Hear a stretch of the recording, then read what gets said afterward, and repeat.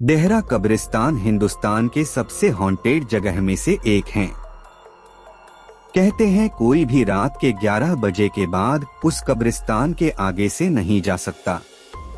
उसके अंदर से जाना तो दूर की बात है, कोई उस कब्रिस्तान के आगे से भी नहीं जा सकता। इस कब्रिस्तान की दीवारें लगभग 1 किलोमीटर तक फैली हुई हैं और कोई भी रात के 11 बजे के बाद वहां से जाता है तो वो जिंदा नहीं बचता। कहते हैं वहां जितनी भी बुरी शक्तियां हैं उनकी वो दीवारें एक सीमा है। मतलब कोई भी बुरी शक्ति उस कब्रिस्तान की दीवारों से आगे नहीं जा सकती।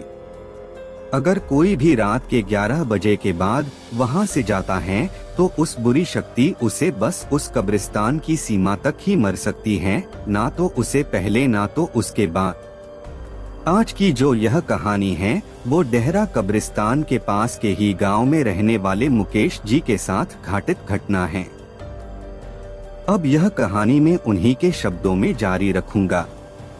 मेरा नाम मुकेश है, मैं टांगा चलाने वाला हूँ। टांगा एक प्रकार की गाड़ी जिसमें एक घोड़ा जोड़ा जाता है। वो रविवार का दिन था, शाम के 7 बजे थे और मैं अपने घर पर था, तभी वहाँ राजू आया। राजू हमारे गांव का तो नहीं था, पर उसे कुछ खेत हमारे ही गांव में थे जिसके कारण वो यहाँ आते रहता था। राजू ने मेरे पास आकर कह कि उसकी घास उसके खेत में कटी रखी है और उसकी घास को उसके घर तक छोड़ना था। उसका गांव हमारे गांव से लगभग 5 या 6 किलोमीटर की दूरी पर ही होगा। मैंने भी हाँ बोल दिया और यह सोचा कि रात के 11 बजे से तो पहले ही आ जाऊंगा। मैं आ भी जाता, पर घास लोड करने में काफी समय लग गया था, इसलिए मुझे राजू के गांव पहुंचने में ही 10 बज गए थे और घास टांगे से नीचे रखने में भी काफी समय लग गया था। और इसलिए ही वजह से राजू मुझे बार बार अपने ही घर में रुकने को बोल रहा था, क्योंकि उसके गांव से हमारे गांव को बस एक रास्ता था जो उसी डेहरा कब्रिस्तान के आगे से होकर जाता था। एक बार को तो मेरा दिल भी राजू की बात मान जाने को कर रहा था, पर मैं घर नहीं गया तो मेरे घर वाले परेशान हो जाते। ना मेरे पास कोई फोन था और ना ही मेरे घर वालों के पास। मेरे घर में मेरे 2 छोटे छोटे बच्चे, मेरी बीवी और मेरे माता पिता थे। मुझे उन सब की चिंता ने आने पर मजबूर कर दिया था और अब मैं उसी कब्रिस्तान के पास आ गया हूँ। मैंने अपनी घाटी में समय देखा, रात के 11 बज चुके थे। पहले तो मैंने लौट जाने को सोचा, फिर मैंने किसी तरह हिम्मत करी और आगे बढ़ा। मैं अभी कुछ ही आगे गया था, तभी मुझे ऐसा लगा कोई मेरे टांगे पर आकर बैठ गया हो। मैंने एकदम से पीछे मुड़ कर देखा, पर वहां कोई नहीं था, पर मुझे अभी भी यह लग रहा था कि कोई मेरे पीछे बैठा हो।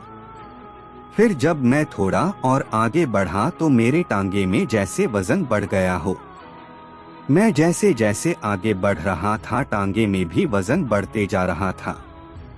अब पीछे इतना वजन हो गया था कि मेरा टांगा आगे से थोड़ा थोड़ा उठने लगा था और मेरा घोड़ा भी अब लगड़ा लगड़ा कर चल रहा था। मैं अब समझ गया था कि वो इसमें आ गई हैं और अब शायद मैं ना बच पाऊंगा। फिर मुझे अपनी मम्मी की बात याद आई। उन्होंने मुझे बताया था कि यह भूत और आत्मा आग से थोड़ा डरते हैं। तभी मैंने अपने जेब में रखी बीड़ी निकाली और मैं बीड़ी पीने लगा। जैसे ही मेरी एक बीड़ी खत्म होती मैं दूसरी जला लेता। ऐसा करते करते मेरे पूरी बीड़ी खत्म हो गई। टांगे में इतना वजन हो गया था कि टांगा बहुत धीरे धीरे चल रहा था, इसलिए मैं अभी कब्रिस्तान को आधा भी पार नहीं कर पाया था। सर्दी का समय था, इसलिए मैंने काफी कपड़े पहने थे। जैसे ही मेरी बीड़ी खत्म हुई तो मैंने जो कंबल उठा हुआ था उसे उतारकर मैंने उसमें आग लगा दी और कंबल की आग खत्म होने ही वाली थी, तभी मैंने अपना स्वेटर निकालकर जला दिया और स्वेटर की आग खत्म होती उससे पहले मैंने अपनी कमीज निकालकर जला दी। जान बचाने के लिए कुछ तो करना ही था, इसलिए मैं अपने शरीर में पहने सभी कपड़ों को जला रहा था। ऊपर के सभी कपड़े खत्म होने पर मैंने अपने पैजामा को उतारकर उसमें भी आग लगा दी। अब बस मेरा एक कच्चा ही बचा था।